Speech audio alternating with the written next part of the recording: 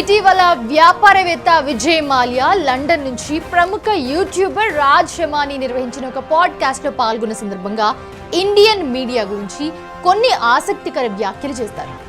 తనను ప్రజల్లో విలన్ చేసింది కేవలం మీడియానే అని, ప్రజలను అత్యంత ప్రభావితం చేయగలిగే సత్తా ఇండియన్ మీడియాకు ఉందని, తాను చేయని వాటిని కూడా చేశానని చెప్పి వివిధ రకాలుగా చూపించి దీని గురించి ఆయన కామెంట్ చేయడం జరిగింది. ఇది సాధారణంగా చూసుకుంటే కనుక ఇండియన్ మీడియా విషయంలో చాలా మందికి ఆ అభిప్రాయమే ఉంది. ఏదైతే విజయ్ మాల్యా వ్యక్తం చేశారో అలాంటి అభిప్రాయమే. వాస్తవానికి మన దేశంలో ప్రజలపై మీడియా ప్రభావం ఎక్కువగా ఉంటుంది. కుందేలను చూపించి మీడియా పంతి అంటే నమ్మేసేలా ఉన్నారు ఇక్కడి ప్రజలు. సోషల్ మీడియా వచ్చిన తర్వాత ఇది కాస్త చాలా ఎక్కువైపోయింది. ఇప్పుడు మీడియాలో ఒక జర్నలిస్ట్ విశ్లేషణ పేరుతో చేసిన కామెంట్స్ ఏపీ రాజకీయ వర్గాల్లో ఆసక్తికర చర్చకు తెరలేపాయి.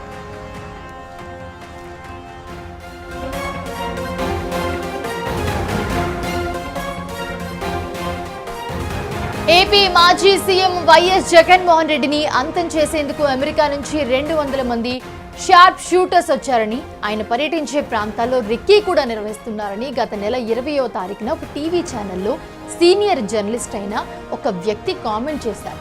ఇప్పటికే జగన్ భద్రతపై ఆందోళనగా ఉన్న వైసీపీ కార్యకర్తలు ఈ కామెంట్స్ చూసి కలవరానికి గురయ్యారు. తర్వాత ఆ జర్నలిస్ట్ మళ్లీ కనపడలేదు. తన ఫోన్ కూడా స్విచ్ ఆఫ్ చేసేసుకున్నారు. ఆయన కామెంట్స్ చేయడం వెనుక అసలు కారణం ఏంటి? ఎవరైనా చెయ్యమంటే చేస్తారా, లేకపోతే వేరే ఉద్దేశం ఏమైనా ఉందా అనే దానిపై పోలీసులు ఆరా తీయడం మొదలుపెట్టారు. ఈ వ్యాఖ్యలను సీరియస్ గా తీసుకున్న అధికార కూటమిలోని జనసేన నాయకుడు ఎర్రంశెట్టి సాయినాథ్ పోలీసులకు ఫిర్యాదు చేశారు. ప్రజల్లో అనుమానాలు రేకెత్తించే విధంగా, వర్గాలు ప్రాంతాల మధ్య ఘర్షణ సృష్టించే విధంగా ఆయన కామెంట్స్ ఉన్నాయని చెప్పి ఈ నెల 22న గుంటూరు నల్లపాడు పోలీసులకు ఒక ఫిర్యాదు వచ్చింది. అది ఆయనే చేశారు. విచారణకు రావాలని సదరు జర్నలిస్టుకు పోలీసులు 41A కింద కూడా నోటీసులు ఇవ్వడం జరిగింది.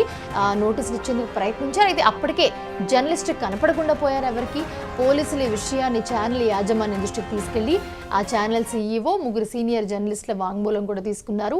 సదరు జర్నలిస్టుపై జూలై 29న విచారణకు పంపిస్తామని వారు సమాధానం ఇవ్వడంతో తిరిగి గుంటూరు వెళ్లిపోయారు పోలీసులు. అయితే ఆయన విచారణకు రాకపోతే చట్టపరమైన చర్యలు తీసుకుంటామని కూడా వార్నింగ్ ఇచ్చారు. దీంతో జాగ్రత్త పడిన యాజమాన్యం అతన్ని ఛానల్ నుంచి తొలగించింది. వ్యక్తిగత అభిప్రాయాల కంటే ఛానల్ విశ్వసనీయత తమకు ముఖ్యమని పేర్కొంటూ అతన్ని పక్కన పెట్టేసింది ఛానల్. మొన్న తెలంగాణ సీఎం రేవంత్ రెడ్డి కూడా యూట్యూబ్ మీడియా ప్రతినిధుల మీద అసహనం వ్యక్తం చేసిన విషయాన్ని కూడా అందరూ గుర్తుపెట్టుకోవాలి. ఇదే డిజిటల్ మీడియాలో నిబద్ధతతో పనిచేసే జర్నలిస్టులు కూడా ఉన్నారు, లేరని కాదు.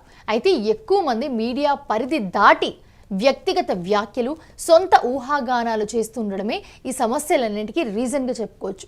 ఏదేమైనా కూడా సోషల్ డిజిటల్ మీడియాతో పాటు మొత్తం మీడియానే స్వయం నియంత్రణ పాటించాలనే అభిప్రాయం స్పష్టంగా ఇక్కడ వ్యక్తమవుతుంది. వివిధ కారణాలతో అవసరానికి మించి రెచ్చిపోయి పార్టీల మీద, నేతల మీద, మహిళల మీద, సెలబ్రిటీస్ మీద కూడా అభ్యంతర వ్యాఖ్యలు, నిరాధార ప్రచారాలు చేయడం మంచిది కాదు. అలాంటివి యూట్యూబ్లో అనైతిక థంబ్నెయిల్స్ పెట్టడం కూడా కరెక్ట్ కాదు. అయితే గత కొన్ని రోజులుగా జరుగుతున్న పరిణామాలను దృష్టిలో పెట్టుకుని మీడియా ఇప్పటికైనా స్వయం నియంత్రణ పాటించకపోతే చివరికి నష్టపోయేది జర్నలిజమే, జర్నలిస్టులే.